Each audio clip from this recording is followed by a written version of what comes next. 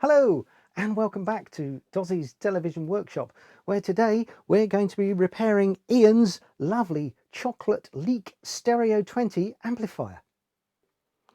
Okay, a few preliminary checks before we take it off this rather nice wooden base plate that Ian's made.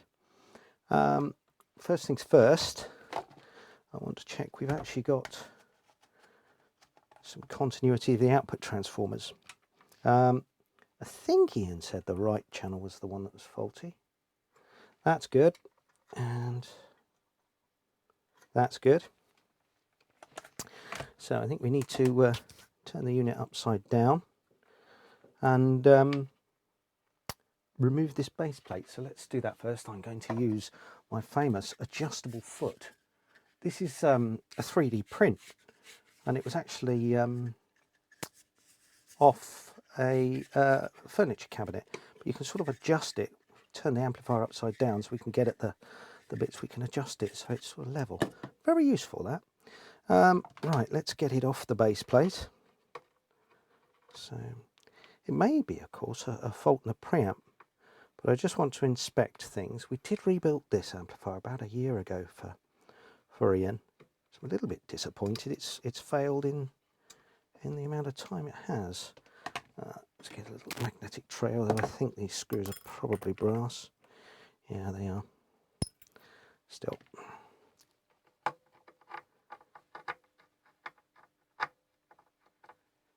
Oh, the pain that is the slotted screw.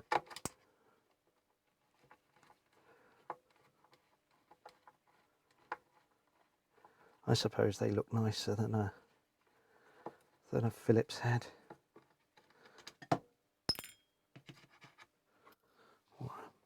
Or a Torx even. I don't know, Torx is quite a pleasant looking thing, isn't it? Anyway.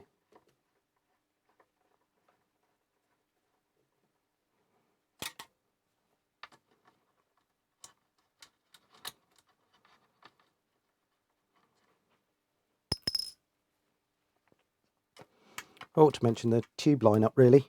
GZ34 rectifier, ECC83 preamp, ECC83 phase splitters, and then EL84 push-pull output. It's very conventional.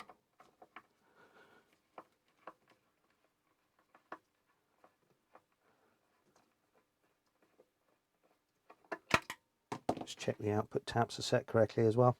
Both set on 8 ohms. So that's good. Alright, now let's lift the amplifier off of the wooden plate temporarily. Ooh.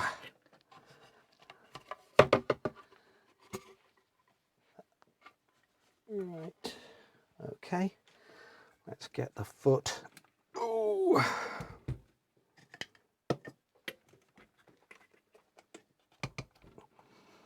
Alright, there we can see the work carried out in the past. Right.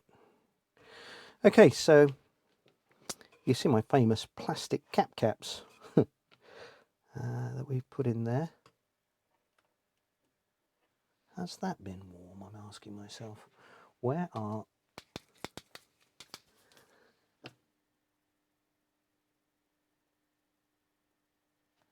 You see, that does look to have been a little warm.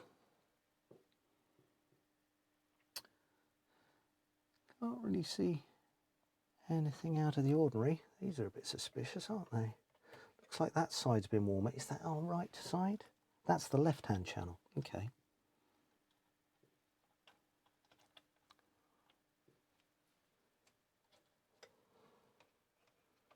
Capacitors are all still very much connected. Right. Okay. I think we better apply some power and go from there.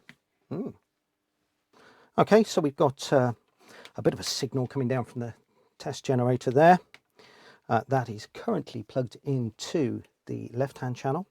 We've got speakers connected to both loads.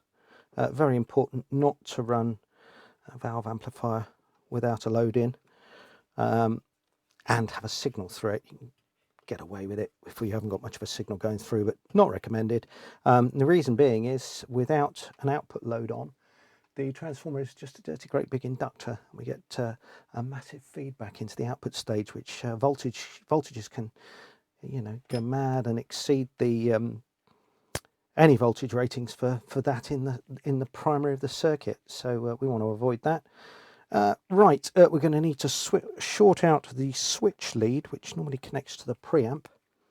So I'm going to do that with this crocodile clip lead here. And if I can get on there, I'm sure I can. There we are. So that's the switch short-circuited out. So that's good. Right, I've got the mains power supply is connected to the variac, which I am now going to slowly wind up. Why have I got nothing there? Hang on.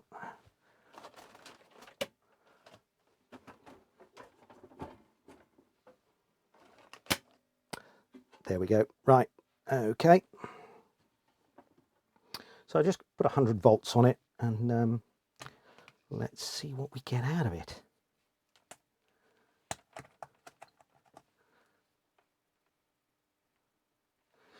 Okay.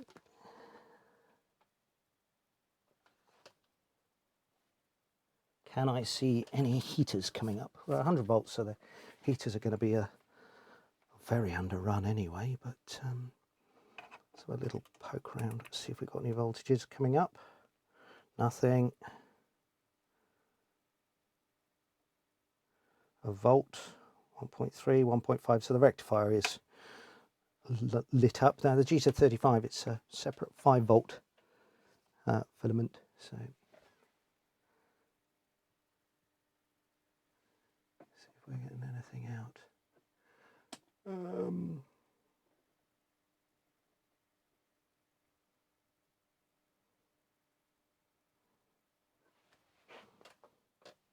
Nothing as yet. Let's give it a few more volts. So that's 150 volts.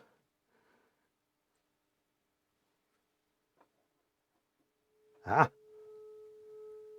okay. So we can take it from that the left-hand channel is working. Jolly good. Let's just switch that off for one moment.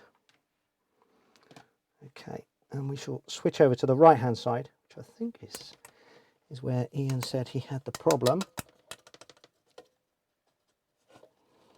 Oh, come on. That's him. That's into the right-hand channel. So put the power back on.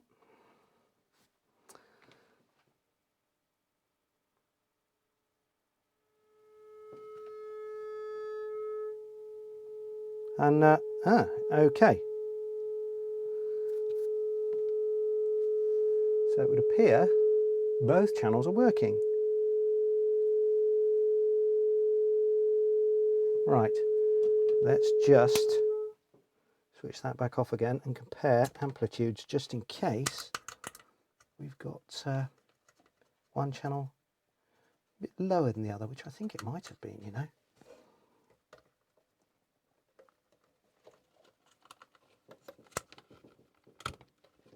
Okay, switch back on.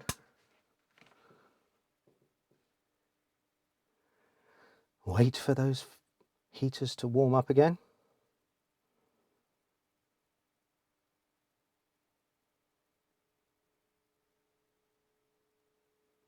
Oh, I think there's our problem, isn't it? Yeah, gain is very much reduced on the left-hand channel. Right, good. That's our fault then. So let's look into that.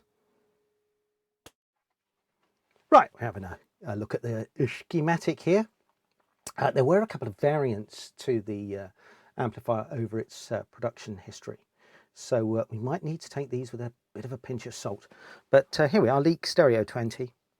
So you can see the schematic is we've got the right-hand channel and the power supply up here on the top.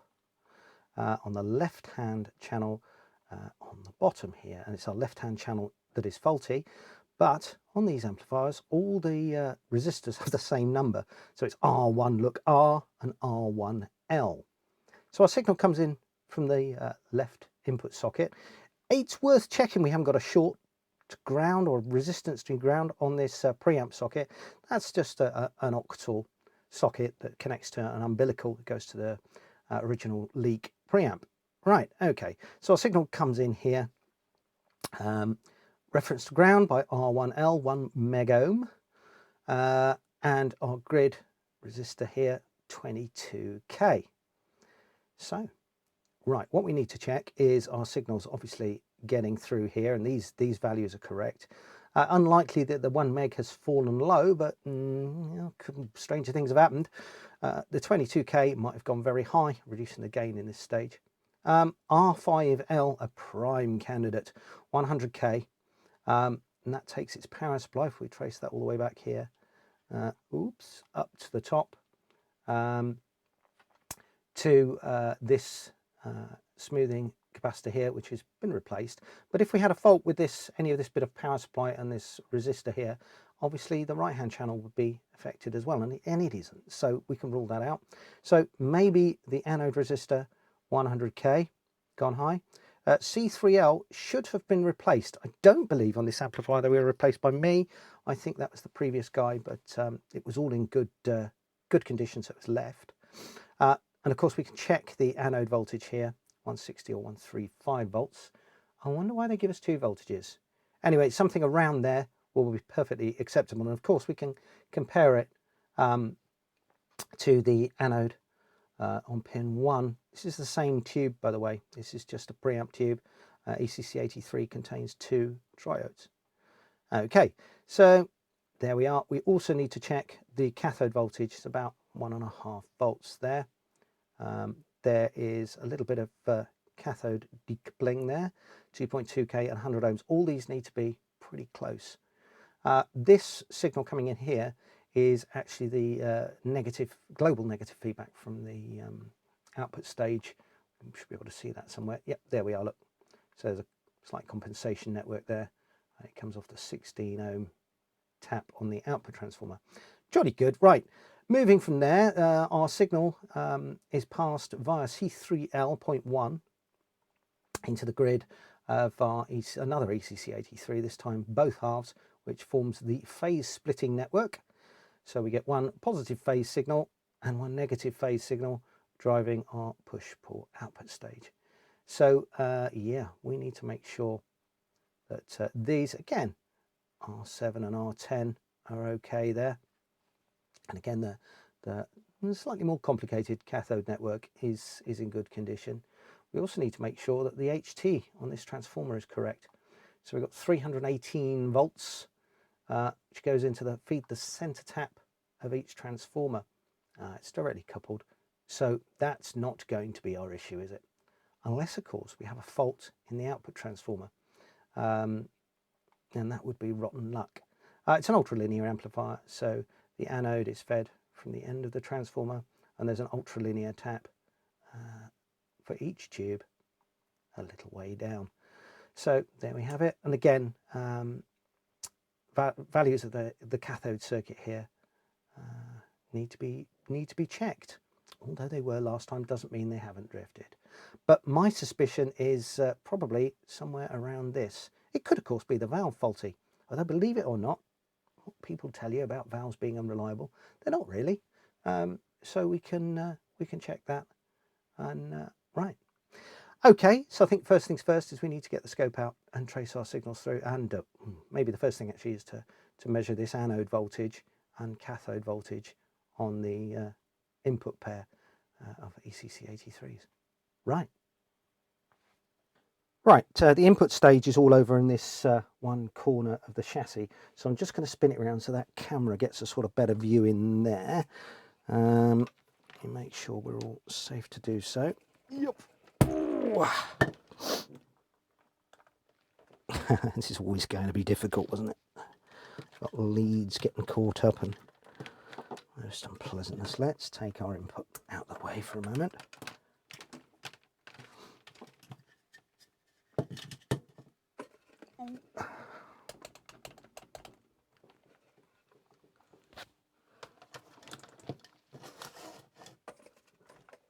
Right, I'll leave it at that sort of angle. And we're going to zoom in a bit. Right, you can see me up there. This one needs to zoom in a bit. Let's alter that angle slightly. Ooh, right. Look at that. Beautiful. Right. Okay, so this is our preamp socket, that octal socket we mentioned previously. And you can see the two 1 meg resistors are actually mounted on the socket. Those are the resistors referencing the thing to ground. And we've got our two 22k resistors feeding each grid. So the left-hand socket is that side. So, oh, hang on. Have I got that all wrong? It is the right channel that is faulty. Oh, of course, I had everything back to front. Let me just confirm this. Okay, let's wait for that to warm up again.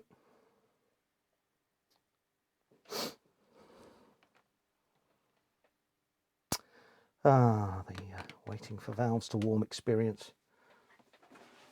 Right, now we know. Ooh, now we know nothing caught fire. We can give it a few more volts. That'll speed the process.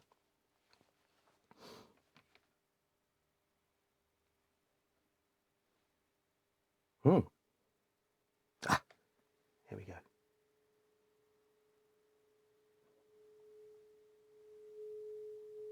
Very much the quiet channel. Okay, that's good. It is the right channel. Ian was quite correct. Of course, I had the amplifier facing backwards, so I get it right round my neck. But the left and right channels are sort of interchangeable. So let's measure a few things. I first want to measure that 22k input resistor. So the right hand channel is that one there.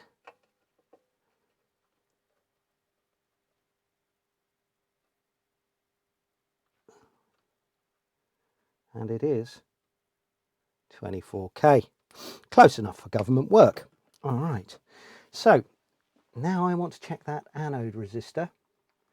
So it's R5 right, R5R. And I've got a chassis diagram here. So R5R is eluding me. R3, R4, R5R. So it's the side nearest the valves, and it's the sort of third component in. So we have C1R, R4R, that lot there. Then we have R3. No, we don't. We have C2R and R5R. C2R. So this is R5R, which has got to be 47k. And that would make perfect sense. So we've got 47k there, R5R. So it's going to be a little bit different because it's got that compensation network across it. Oh, I've got 52k. Yeah, you can see the meter on the screen. That's okay. 52k. Wonder what its left-hand compadre is. 51 point something. All right, close enough. So I think the next trick is to have a look in the cathode circuit. So that's R3 and R4. I've just realised I've measured the wrong side, haven't I? But that's okay because we've measured both. Yeah, all right. So it's R3R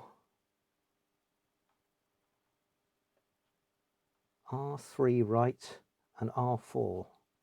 R3R and R4R. R3R is there. It's on the other side. And R4R hidden away somewhere. Right, let's measure R3 first, which is over here, and should be, looking at that, 2.2k. Yep, 2.2k. So here's our 2.2k's there. So let's compare and contrast again. What have we got here? We've got 2.4K, near enough. On that one we have got 2.4K, so it's not the cathode circuit, or that part of it, an R4, which is 100 ohms. R4, R4, R4 left, where's R4 right? R4 left, which is over here, 100 ohms, 100 ohms. That's 100K, that's 100 ohms. So that's one of them. 122 ohms. Where's its compadre? Oh, it's tucked right in there. Let me just confirm. Yes, it is. Okay, so this needs to be 100 ohms also. Interesting. So, it appears our input stage is in fact working correctly. Now, I think what we're going to need to do here is connect up the oscilloscope and actually have a look and see how much signal is moving about. So, we're going to need an earth from somewhere, or ground. Is the chassis ground? I think it is. Oh yes, it is, definitely, because that capacitor over there is mounted straight to the chassis, so we can hook onto the chassis. And I think we'll just compare the audio levels after C2, so pin 7, C2L and C2R. So that's on the output of our preamplifier tube. Bring on channel 2 as well. Okay. Oh, as you can hear, it's a lot louder.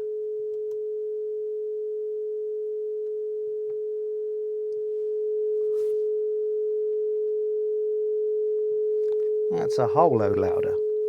So that sort of infers to me, let me turn that down before we all go deaf.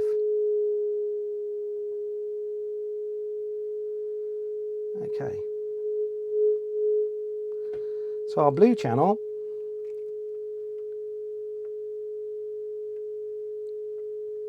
has a load less. Both our channels are set to the same level.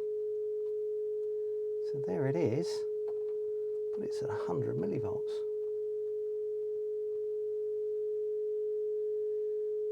Very unpleasant.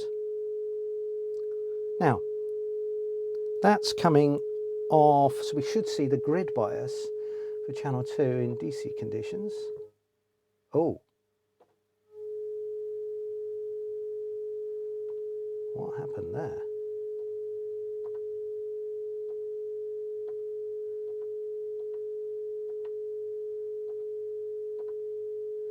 Why isn't that making a difference on the other channel?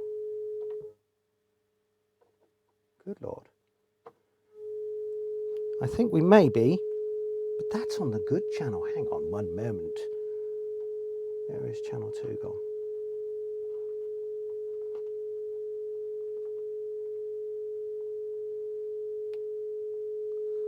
So which channel exactly is faulty? Okay, the good channel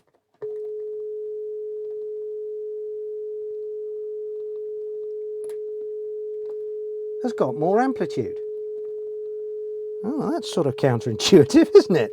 I was just thinking that's rather odd. Okay, so that would sort of imply that the good channel is not being loaded down by its valve or its input circuitry. So let's go and have another look at the circuit diagram and work out what's going on. Most interesting. Okay, so we've got too much signal on our faulty channel, which is we now know is the right channel, here. So what is our problem? What is our problem? Now we need to check actually the DC conditions on this pin, because if this capacitor is leaking and we've got pots and pots of DC here, this tube is going to be so hard biased on. One, it may be damaged, and two, we could have done all manner of damage to the anode and the cathode bias sections. So we do need to have a careful look at that. As it's unloaded, I wonder if this 6.6 mega ohm resistor here has gone open, or any of this, like anything to upset the bias on this stage. But the first thing to look at that will tell us all really is what's going on in a DC world on pin 2, and maybe check these voltages up here. By the way, how do I know where the bits and pieces are? We've got this layout diagram underneath here. Obviously this is the top view, but this is the bottom view. Bearing in mind it's rotated at 90 degrees because that's the way we got the amplifier orientated on the bench. So yeah, translate these values. It's best to check both sides anyway, then we've got a good comparison. But that's most interesting. Too much signal, not enough output. Interesting. Okay, so let's have a little look on our post capacitor point. So we got about 13.8 volts there, and on the other side we have got, see, that makes a lot of difference. We had a lot of voltage there, but that's our good side. So the meter is literally loading down the anode, but this one isn't, look. Makes no odds at all. Because our meter is a 10 mega ohms, it doesn't take much to disturb a valve circuit, you see. And that's just destroying the bias. But that bias is higher on the working side. It is on the non-working side. So, is this going to be a valve thing? I think we can swap that valve over ever so easily. So, oh, it's not just a loose pin, is it? Don't tell me that. So we'll just massage the valve in the socket a little bit. No, still very quiet on one side. Maybe still got those mismatches on the oscilloscope trays. Okay, let's just pull it out and swap it around. It is an ECC83, so we're bound to have one of those in the drawer of valves. Oh, ECC83. ECC83. Okay, so let's align it around correctly. So we want the gap on that side.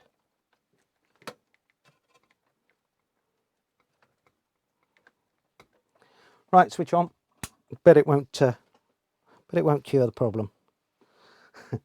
Place your bets, ladies and gentlemen.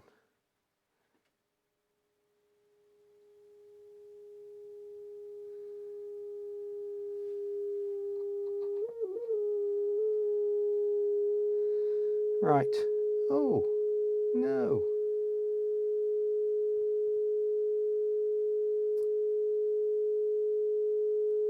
Are those waveforms better matched? They are. But our yellow one has come down.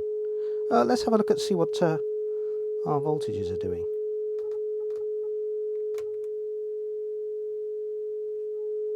Oh, we've got a functioning... Hang on.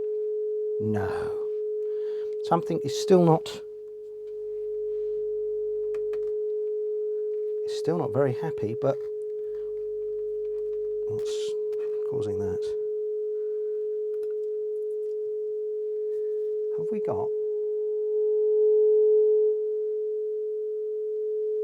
Set that one to 200 millivolts. So they're both the same. Looking remarkably similar.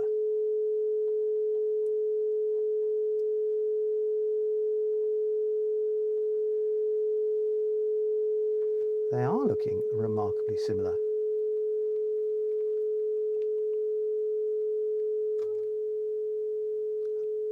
And when I'm measuring the base grid voltage on either tube, it's both having that loading effect of the meter. Tell me we've got a duff valve. That never happens. Okay, I'm going to switch off and just pull one of our input leads out and then listen to one side at a time. So that's our right-hand channel.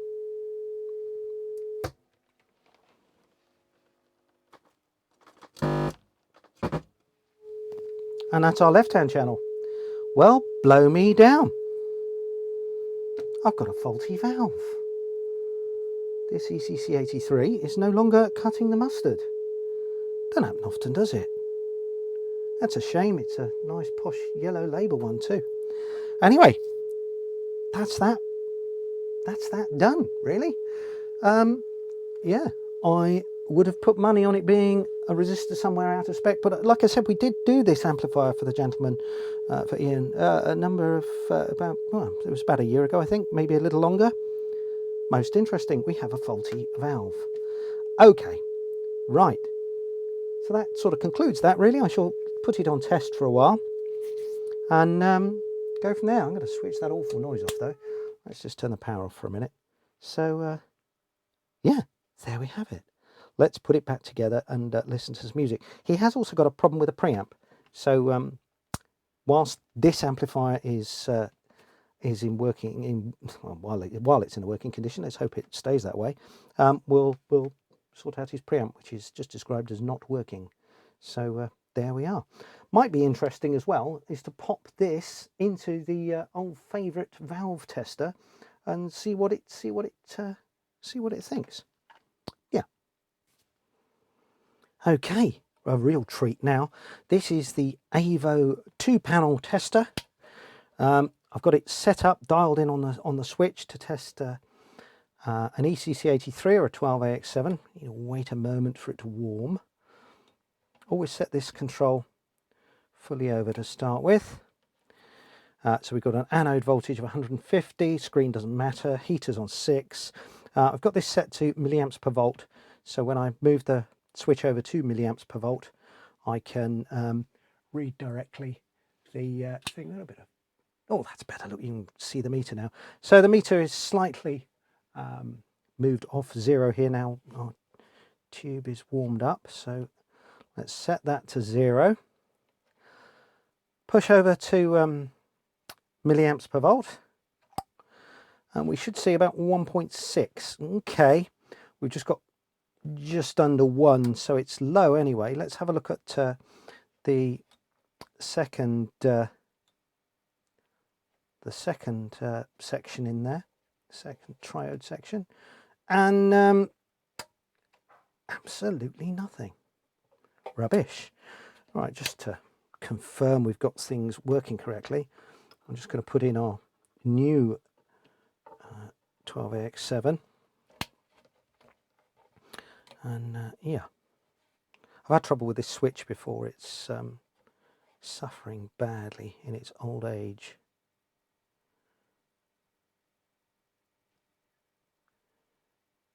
Right, we're starting to get some deflection now as the valve warms up, so we can zero our meter again.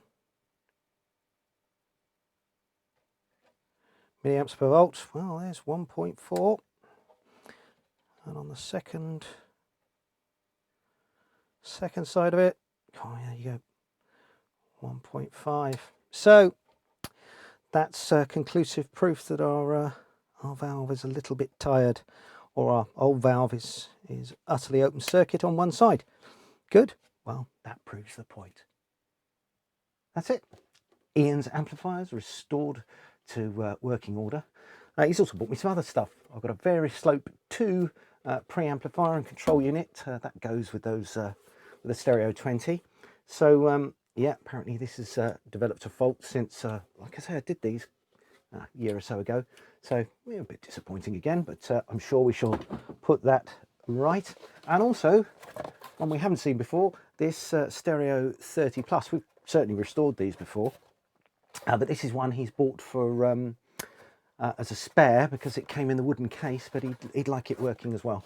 So that's one for restoration. So click like, subscribe, the bell and everything else, and you can get to watch me work my way through those. Thanks for watching, and see you all soon. Cheerio now.